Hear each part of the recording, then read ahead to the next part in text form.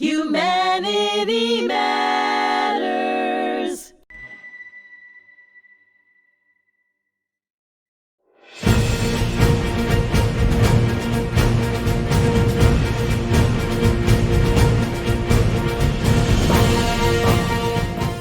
Welcome back here to the Fogmore Humanity. I'm your host, Richard Acritelli, here on HMTV. We just had a couple of great episodes with Keith.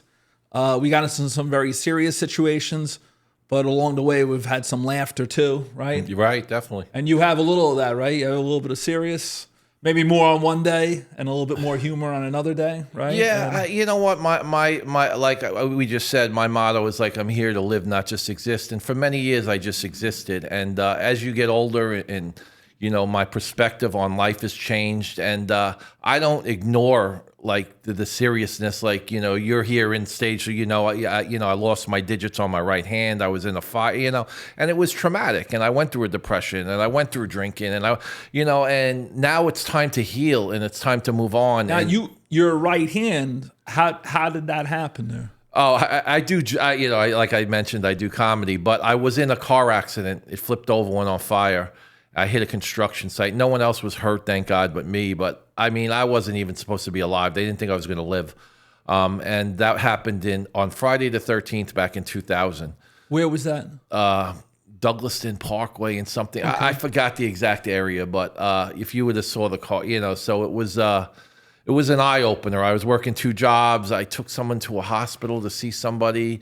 I had a few beers while I was waiting, and next thing I knew, I was in a hospital fighting for my life. Indirectly due to not that the service had a point, but that just became. I never knew how to get away from the drugs or alcohol, and like I told you earlier, I went through the VA. I got help through the VA. I went back to school. I got off of disability. I became a counselor, and I was able to help other veterans. That. Deal with struggles, sure. Whether it's combat struggles or life struggles or whatever it is, to have another veteran who's been, through some stuff, to kind of be there for you. It was just very rewarding. And you mentioned teaching. I did a little teaching. So, I'm very well versed, and to take all these things in my life and just kind of put things in perspective and just, be like, you know what, this is the life I got. This is, the time I got, and just make the best out of it. It's just, it took me a while to get to this mind frame. Now, you were involved with drugs and alcohol. Now, how long have you been clean or sobriety? Yeah, or that's usually 2 perfect words. Yeah. Clean and sober. I've been over 22 years. Wow. April 20th, 2004. That's when that's the last time. April 19th was the last time I used, and I went in for help. Then I went to the VA, and the VA helped me. They helped me get re-educated. Yeah. I went back to school. They gave me a prosthetic for my hand. I met some amazing people who cared for me, and they gave me the resources to get off of disability and go back to work. There's a voc rehab thing. Sure. So, and I met a lot of amazing people through the VA. A few people who had to, pick up their game, but I was there yesterday speaking at one of the programs up in Northport. Yeah, and some of the guys remembered me, and they're like, and it almost brought me to tears, because you do things just to do them. Sure. You don't think about what you're doing them, and then to see, like, since you left, and it was just very humbling, and just to be part of that. I mean, they feel lucky to have me, but I felt more lucky to have them. And it's good to get those guys laughing, right? And I used to do humor therapy. I still meet with my group. Like, I retired 4 years ago, I don't remember. But the guys I know from the VA who are doing well, we meet for breakfast, we stay connected. I go, I'm not your counselor anymore. I'm just a veteran like you, man. Sure, yeah. And, come to my house, hang out at the pool. Like, you can help me out. I'll help you out. Like, we all have different life experiences, and being a veteran is one, and it's not just Marines, all veterans from all different services I worked with. And, we have a little tight-knit bond, because we were in groups together, and we shared pain, and we also shared laughter, and we shared joy. And to have that balance, to not be afraid to address things, but also not stay there. like, okay, I got that out. I did what I can do. I'll continue to work on it, but let me smile. Let me have some joy. And, that's where I needed to get through. So that's what I try to preach. So now you're a funny guy. I've known you for the last hour and a half. We've spoken a couple of times on the phone. Right. We have good conversations. You're a character. I'll tell you that, you love your comedy, right? Yeah. Yeah. And you've done comedy. You've performed, right? Yeah, it's one of the things I did because I didn't know how to come out of my shell, and I did comedy, and we were talking about, taking things to another level. So I did comedy. Then I'm like, you know what? I started to run a company, me and this other guy. He's like, you're good with people. I'm good with numbers. So we started. Let's work together. Yeah, right? Let's work together. We started our own little comedy company. It's comedytogoinc.com. We've booked shows. We've done a lot of veteran stuff. We do VFWs. Good. We do the Kings Park VFW all the time. We do a lot of veteran fundraisers. We also do like first responder stuff for firehouses and whoever needs to, whether it's the Greyhound dogs that need to be saved or, Sure. But what's better than raising money and everyone walking away laughing? They raised money, and everyone's usually full. And it's a good cause. Yeah, always a good cause. Right. So it started as a hobby. I got into it. I did some really amazing things. I traveled around the United States. I worked with some top comics. Some of them are big names now, like Tim Dillon, Rich Voss.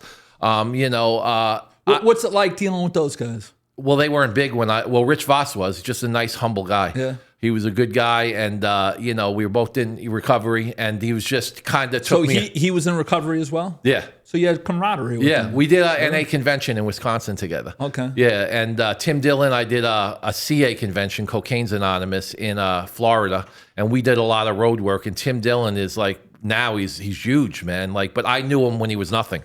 And I just said, this guy has something, man. What kind of comedians are they? What's like their shtick, or what's their angle? Tim's just a very intelligent guy, man. He could take anything and look at a room and talk about this room for a half an hour and have people in stitches. Very educated, very well-versed, and very smart guy.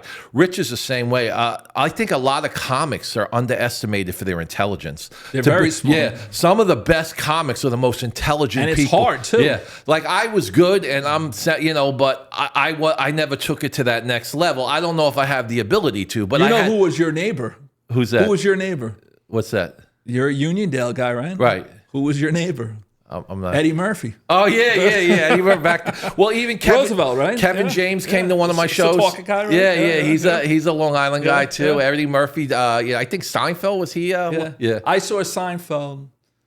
So my wife and I, we get the tickets right as COVID started.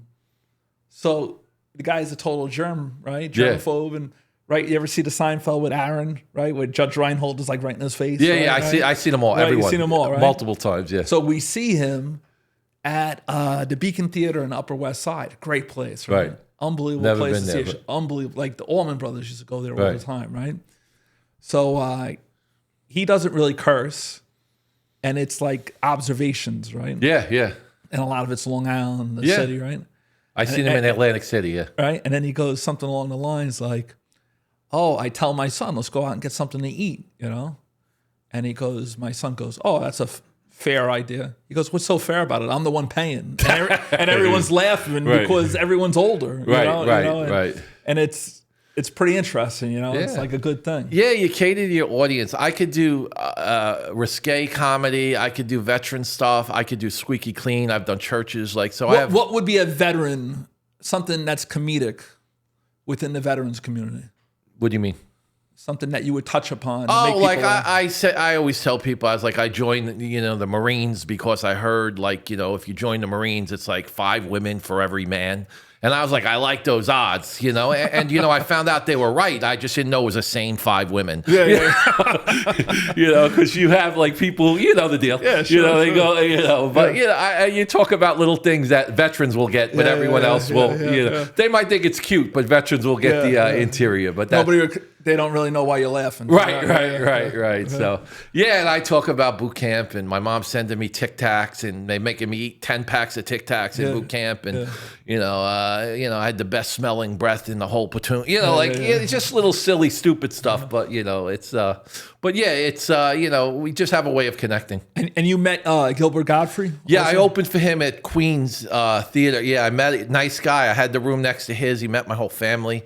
I met him and his wife, and just two amazing people. And he's passed since, but it was one of my memories. What did you enjoy about him? What did he bring to the table there? He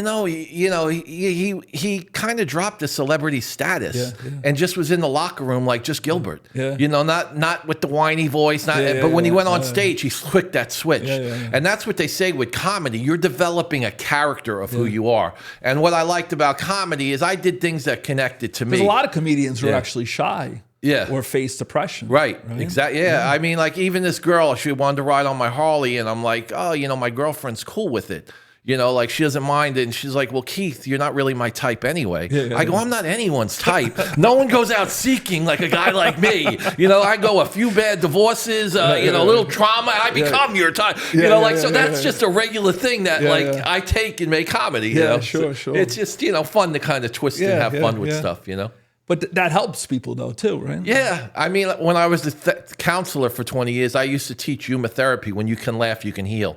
I go, don't, feel what you have to feel. Feel your pain. Don't forgive until you're ready. But when you're ready, let it go. Forgive, laugh, heal, because otherwise, sitting in that pain doesn't help our quality of life. And we're only here for a certain amount of time. So, and some things take time and they take work. But, that's my motto. You know what is a great military and comedy film was Good Morning Vietnam. Oh my God, that was amazing. Yeah, that is a good one. And Barry Levinson just let him go. And the troops, like you look at the deeper part of that, they just needed that, man. Yeah. And the other one, they're going into bad things. Yeah, the other one with Robin Williams when he played the doctor, Patch Adams. Oh my God, they're both on the same concept of laughter heals. Yeah. And then another good military movie that was funny was Biloxi Blues. I've never seen with it. Matthew Broderick.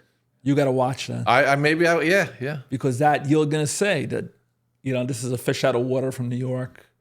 He's a wise guy, right? Very smart. And then Christopher Walken is the drill sergeant, right? And he's so. I love Christopher Walken. He's so good though in it. Oh, okay. Right. Very smart. He knows what's going on, but he also sticks it to the guys too. Right. It's very, very good. Very good. Now, when you look at the comedy, is that something that you keep wanting to do as you're getting older? And not as much. I have a young boy. I like to run shows. I have such amazing friends in comedy. I do guest appearances here and there. I just went to Florida and did a little something with my buddy who we started the company. But, I was really into it for a time. I did what I wanted to do. And you stay busy with it? Yeah, I run some shows. Like if anyone wants to do a show, I do shows still. I do get on stage for a little while if I have friends or family, or if it's a veteran cause, I always get on stage because I connect with vets, or if it's a recovery cause. But it's not at the forefront like it used to be. I mean, my son, who's 8 years old, and my in my motorcycle club, I'm doing more with them, and I also do a lot with recovery, helping people who are in recovery get homes to live in, like veterans and civilians. So that's one of my big Joe passions. Cognatori from Rocky Point? Big Joe? I think he does a lot of the veterans' homes and everything. Okay. And he's the nicest guy. He was one of the first podcasts here. Oh, wow. Now, before we go, what's like one lesson that you like to share with your son? You see he messes up or something's going on. Is there something that you like to say to him to kind of keep him on the straight line there? Well, you know what? And I'm not making anything unique, but one of the things I tell myself and tell everyone else, no matter what you do wrong, no matter what mistakes you make, just do the next right thing. Yeah. That's it. You can't control what happened in the past. Yeah. That's over. Yeah. Do the next right thing and build from there. Don't sit in that thing you did wrong. Can't harp on it. You can't harp on that. Do the next right thing, and then you can learn from the experience. I'm not saying minimize it, but just go on and do the next right thing. Don't let something negative stop you from doing the next positive thing you can do. Just keep moving your feet forward. You got to, because otherwise you just sit there and you wallow in the negativity. Yeah, and then you can't laugh like you do, right? I mean, you got to get there. Believe me, I wasn't laughing in the beginning. I had to go through some really tough times, and when I found laughter, it changed my life, and my quality of life is better than what I ever had in my life. I'm living a life beyond my wildest dreams, and I try to share that with others because I want everyone to have that, that opportunity. almost like Andy Dufresne when he's going through that sewage pipe, right? Right. Yeah. He's driving down to Yeah, California what a coast classic movie that is, with a right? big smile Yeah. on his face. Yeah, and yeah. The last thing the warden had was, how did he ever get by me? You know? Right, right. But Keith, listen, thank you very much. Thanks. It was excellent. Keith Godwin, okay, not Goodwin, but Godwin. Godwin, yeah. A great guy, and hopefully we'll have him back again, and we'll have a couple more maybe laughs. I'll send a and couple of guys your way too, Yeah. man. They would. This is a great thing you're doing. I appreciate it. This is really good, and you tell those guys at the VA. I was asking, especially Mr. Kitson there. I will. Next time I greatest see guys, Rich. Yep, you know? yeah, or Joe. Yep. All right, so this is the Fog of War and Humanity. I'm your host, Rich Acritelli. Thanks for spending your time with us, and have a great day. If you enjoyed exploring the information, history, and stories in today's conversation, be sure to check out our other podcasts here on HMTV. Please subscribe, share, and stay connected for more engaging conversations. Humanity Man.